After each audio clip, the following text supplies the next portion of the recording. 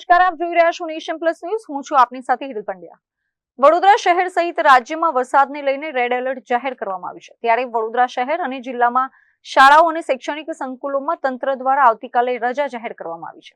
હવામાન વિભાગ દ્વારા આગામી 24 કલાકમાં વડોદરા શહેરમાં ભારેથી અતિભારે વરસાદની આગાહી કરવામાં આવી છે, જેને લઈને વડોદરા જિલ્લા કલેક્ટરના સૂચન અનુસાર વડોદરા જિલ્લા શિક્ષણ અધિકારી દ્વારા વડોદરા શહેર અને જિલ્લાની સરકારી ગ્રાન્ટેડ અને ખાનગી એવી તમામ શાળાઓમાં આવતીકાલે એટલે કે 24 જુલાઈ 2026ના રોજ રજા જાહેર કરવામાં આવી છે.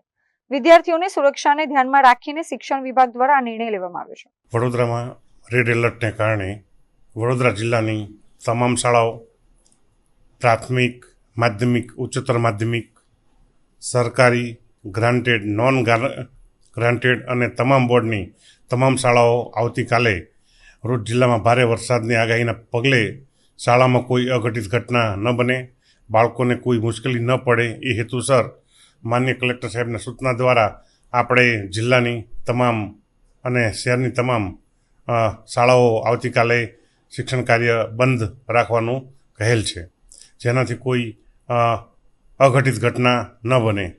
સાથે સાથે તમામ વાલીઓને પણ મારી નમ્ર અપીલ છે, આવી પરિસ્થિતિમાં પોતાના બાળકોનું ધ્યાન રાખવું અને બને એટલી કાળજી રાખવી. Thank you. Cameraman Navneet Parmar સાથે Chirag Patel, nation plus news, Vadodara.